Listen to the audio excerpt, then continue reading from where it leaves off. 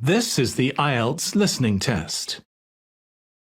You will hear a number of different recordings, and you will have to answer questions on what you hear.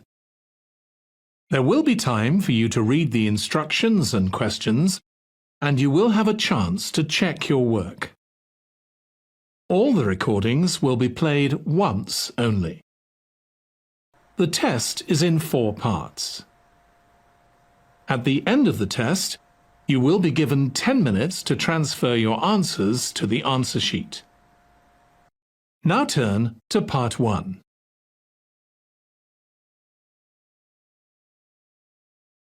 Part 1.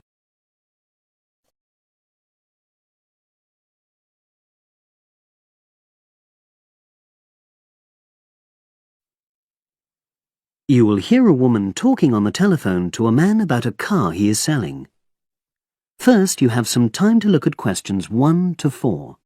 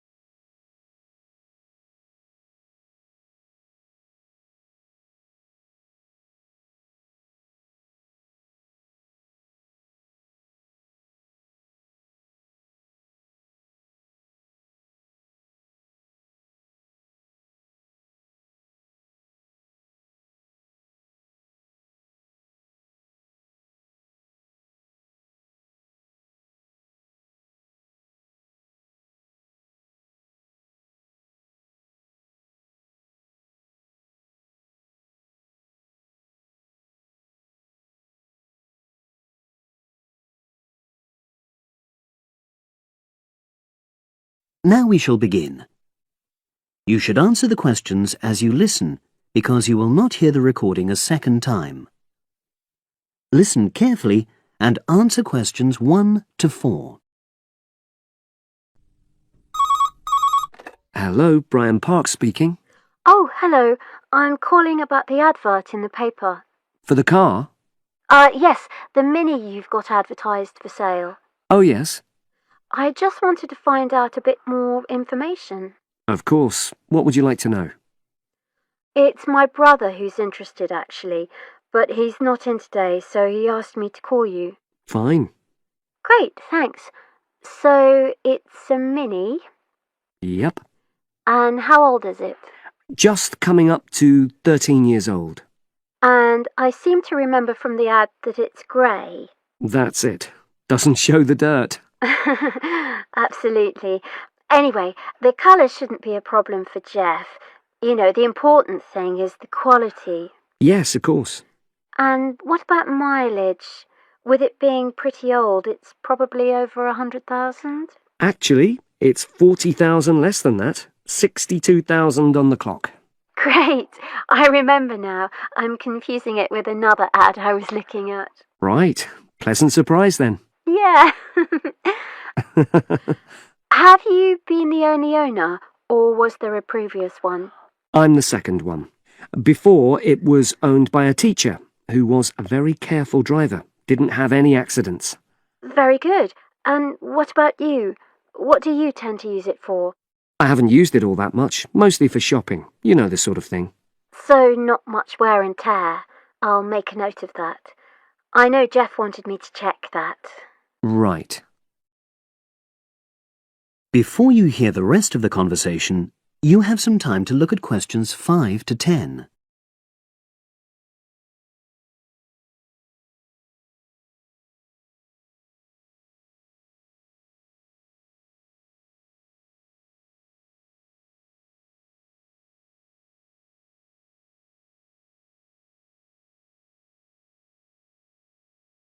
Now listen and answer questions 5 to 10.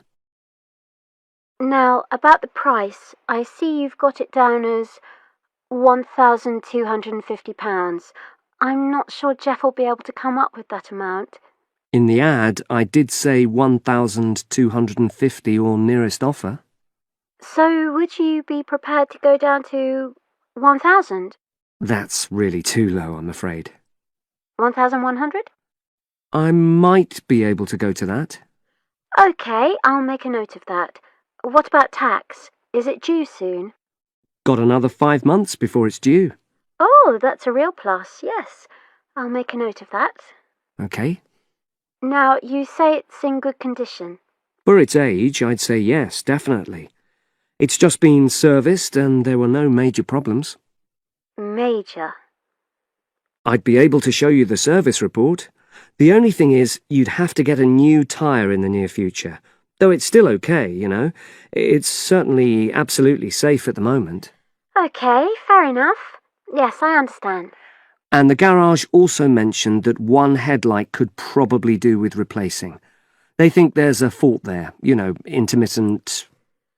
Well, we'd obviously look at all the documents, but that sounds very straightforward. Of course.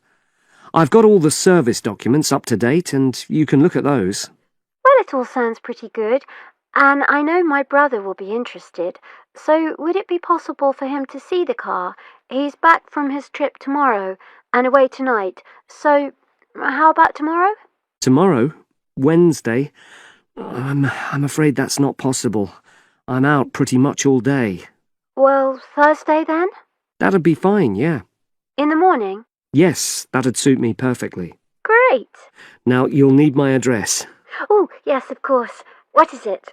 It's number 238, 238? London Road. Oh, that's easy enough. Yes, very straightforward. So I'll pass on these notes to Jeff, and he'll see you in a couple.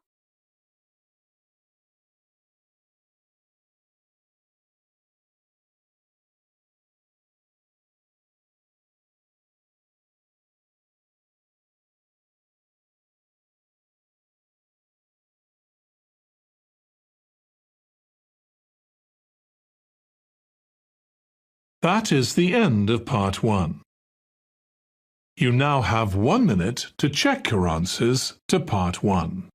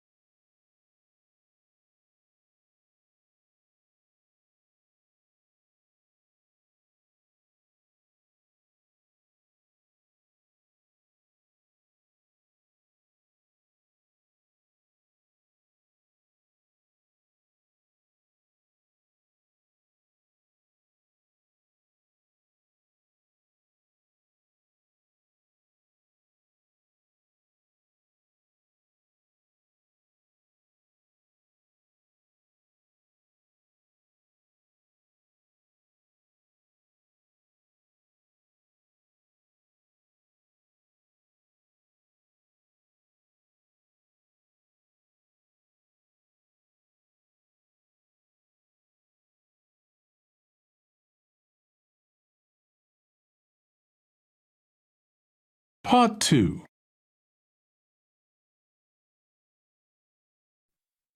You will hear part of a podcast for visitors to the popular holiday region called the Trelaw Valley. First, you have some time to look at questions 11 to 14.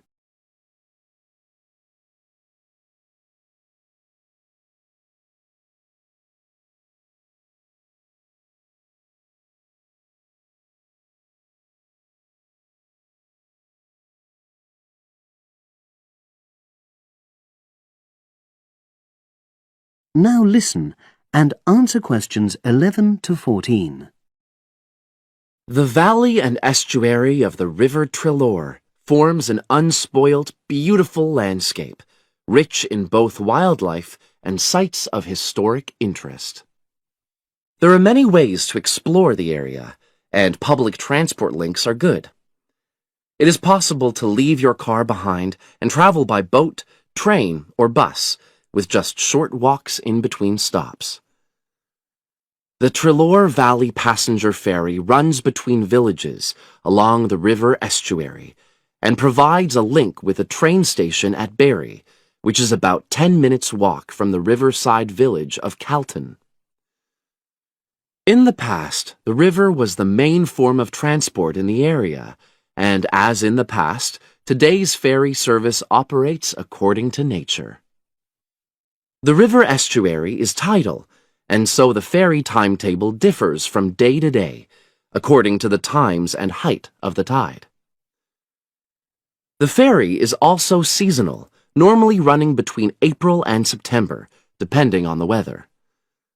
A timetable for the whole year can be downloaded from the internet by visiting www.trelorferry.co.uk. If you just want to sit and relax and enjoy the lovely scenery, you can take a river cruise to Calton and back from the nearby city of Plymouth. In the past, steamships brought early tourists along the same route. Queen Victoria and her family enjoyed such a trip in 1856. The journey is quicker these days. The round trip takes between 4 and 5 hours, depending on tides and weather. If you prefer, you can travel upriver by boat and return to Plymouth by train. All cruise boats and trains have wheelchair access. For more information and for departure times, ring Plymouth Boat Cruises on 017-528-23104. Trains run several times a day throughout the year between Calton and Plymouth, with various stops in between. They are used by both local commuters and tourists who want to enjoy the beautiful scenery. The highlight of the journey is crossing the river on the stunning viaduct, which was built at the beginning of the 20th century and towers 120 feet over the water. It is unnecessary to book, and tickets can be bought on the train. For information about fares and timetables, contact National Rail Enquiries by phone or online. The bus service in the Trelor Valley now connects all train stations and villages in the area.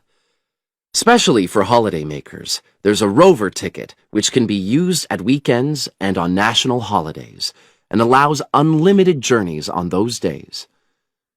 The Rover ticket provides great value for money and is now even cheaper than it was last year. An adult ticket costs £5.50 a day. Senior citizens can travel for £4.50, and a family ticket for up to 5 people costs just £12. Tickets can be bought on the bus. Now you have some time to look at questions 15 to 20.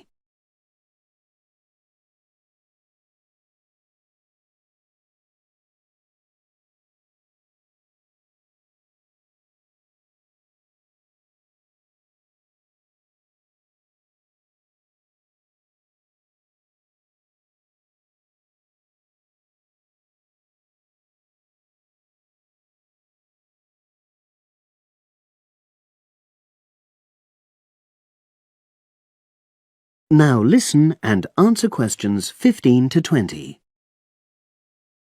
At the center of the Trelor Estuary area is the historic riverside village of Calton. The main road comes into the village from the south, and for those of you who are arriving by bus, it turns left just before the bridge and stops in the lay-by on the left-hand side. From there, it's just a short walk to Calton's various attractions. If you're arriving by car, you have to leave it in the main car park. Go over the bridge and take the first turning on the right. Then go on until you come to the end of that road. It's the only place to park in Calton, but there's no charge. If you're interested in local history, there's a museum in Calton with farming, fishing, and household implements from the late 19th century. As you come in from the south, cross the river and go straight on the same road until you reach the end.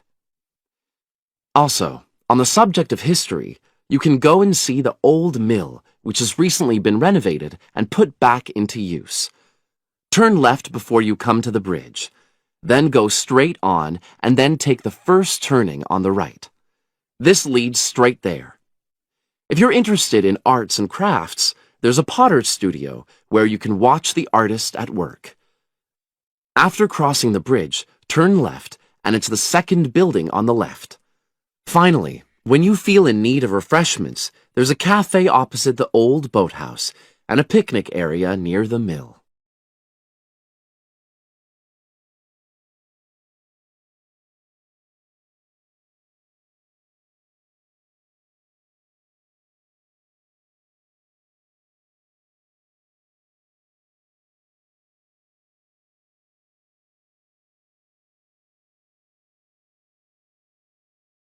That is the end of part 2. You now have 30 seconds to check your answers to part 2.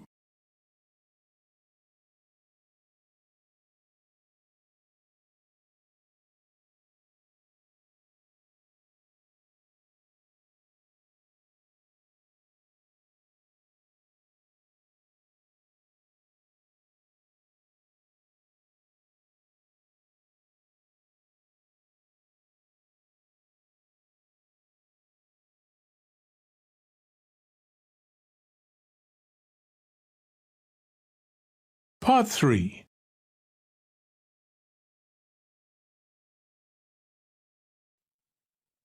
You will hear 2 geography students talking.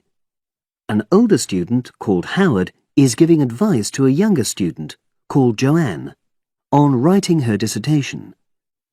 First, you have some time to look at questions 21 to 24.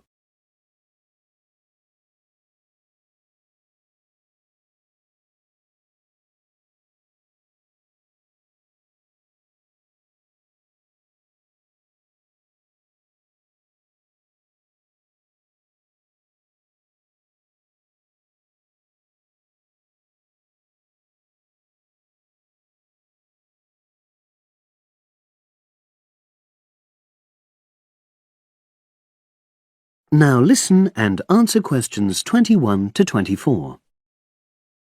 Hi, Howard. I haven't seen you for a while. Hi, Joanne.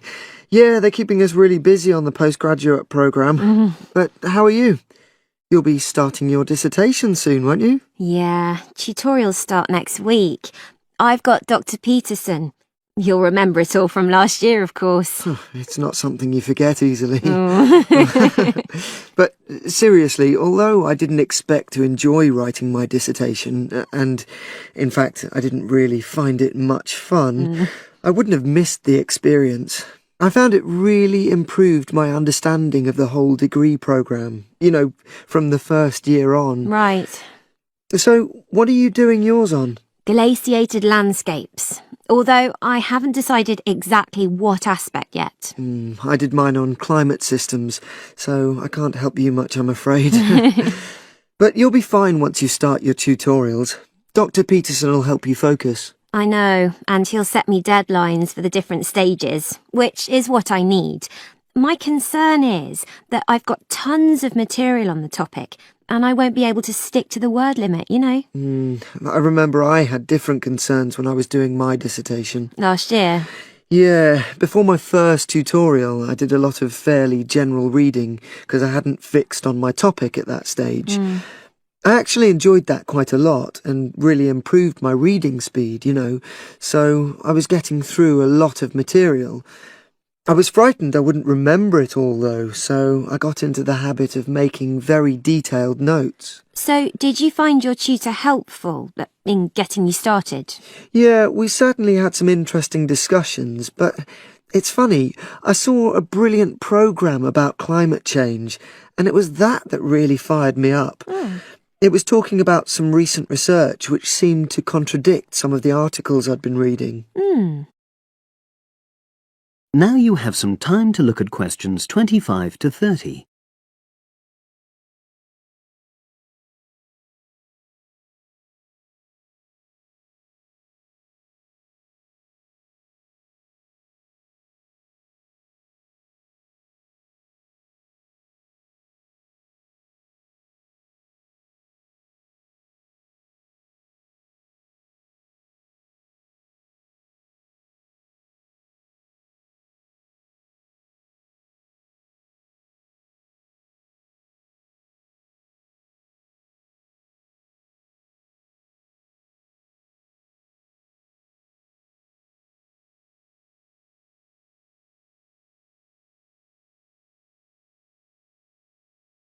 Now listen and answer questions 25 to 30. So you say your tutorials start next week? Yeah. Well, the first month's crucial. You've got to meet your tutor and decide on your focus, but don't become too dependent on him. Don't see him every week, only when you want to check something. Right. Once you've got the focus, you've got to get reading. It's helpful to look through the bibliographies for all the course modules relating to your topic, and get hold of any books you think you'll need. I haven't got much money. I mean, get the books from the library, far better. And I suppose I should prepare a detailed outline of the chapters? Yeah, absolutely. But don't feel you have to follow it slavishly. It's meant to be flexible. OK. Now, I'm someone who likes to get writing quickly. I can't just sit and read for a month. Not like me, then. But if that's what suits you, your natural approach, then you really ought to start immediately and write the first chapter. Right. Now, Joanne, about the library, it's worthwhile getting on good terms with the staff. They aren't always helpful with undergraduates. I suppose they focus on postgrads more. Maybe. But show them you're serious about wanting to do good work. And what if I can't find what I need? Well, there's interlibrary loans. Borrowing books from other libraries, but I've heard it isn't all that reliable. You're right, but you probably won't need it anyway. Be positive. The library is likely to have most things you need.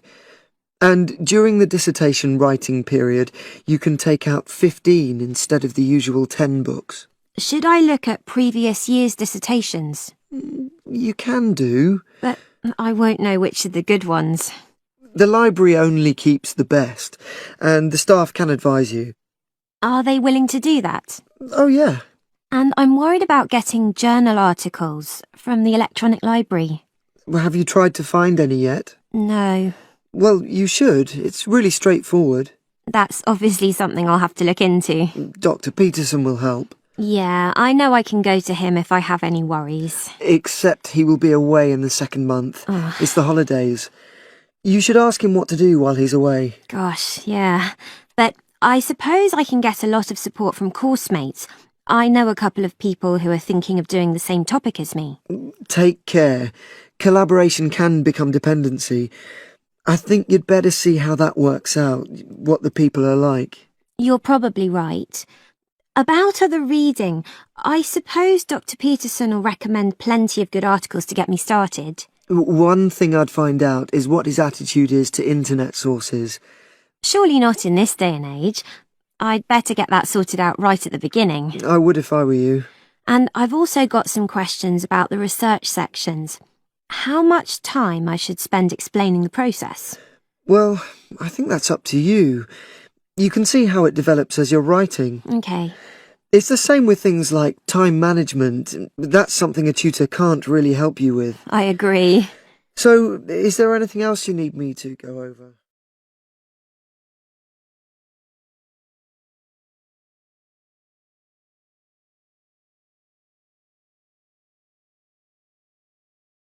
That is the end of part 3. You now have 30 seconds to check your answers to part 3.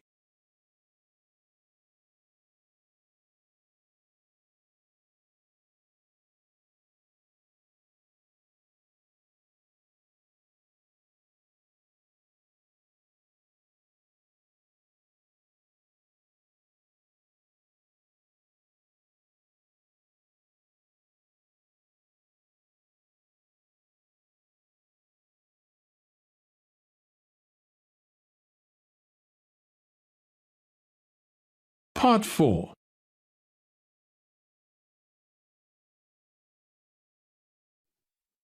You will hear a psychology undergraduate describing the research she is currently doing on expertise in creative writing. First, you have some time to look at questions 31 to 40.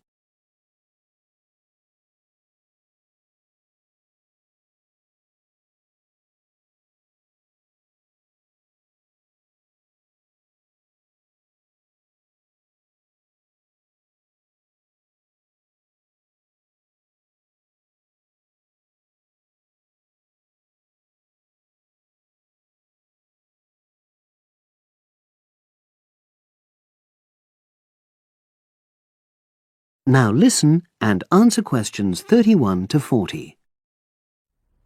For my short presentation today, I'm going to summarise the work I've done so far on my research project to explore expertise in creative writing. Essentially, I'll share with you the process I underwent to gather my interim findings. First of all, I should give a little relevant background information about myself.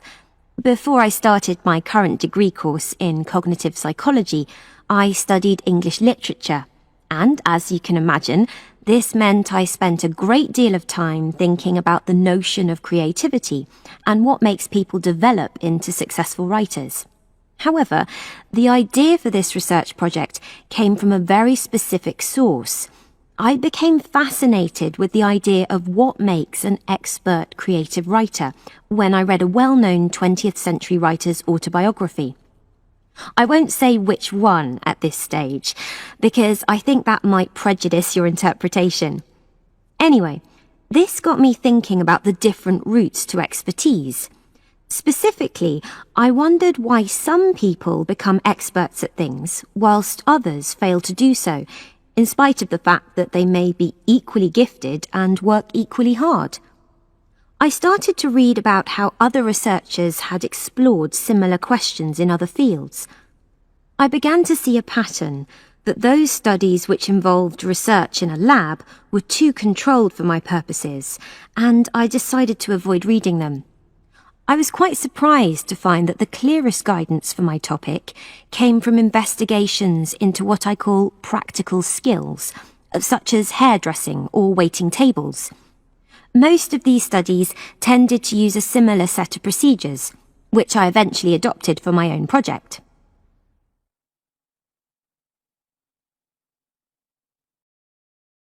I'll now explain what these procedures were. I decided to compare what inexperienced writers do with what experienced writers do. In order to investigate this, I looked for 4 people whom I regarded as real novices in this field, which proved easy, perhaps unsurprisingly. It proved much harder to locate people with suitably extensive experience who were willing to take part in my study. I asked the first 4 to do a set writing task and, as they wrote, to talk into a tape recorder, a technique known as think aloud. This was in order to get experimental data. Whilst they were doing this, a research assistant recorded them using video. I thought it might be helpful for me in my transcriptions later on. I then asked 4 experienced writers to do exactly the same task. After this, I made a comparison between the 2 sets of data, and this helped me to produce a framework for analysis. In particular, I identified 5 major stages which all creative writers seem to go through when generating this genre of text. I think it was fairly effective, but still needs some work, so I intend to tighten this up later for use with subsequent datasets. I then wanted to see whether experienced writers were actually producing the better pieces of writing. So I asked an editor, an expert in reviewing creative writing, to decide which were the best pieces of writing. This person put the 8 pieces of work in order of quality, in rank order, and using his evaluations, I was then able to work out which sequence of the 5 stages seemed to lead to the best quality writing. Now, my findings are by no means conclusive at this point. I still have a long way to go, but if any of you have any questions, I'd be happy to answer them and go.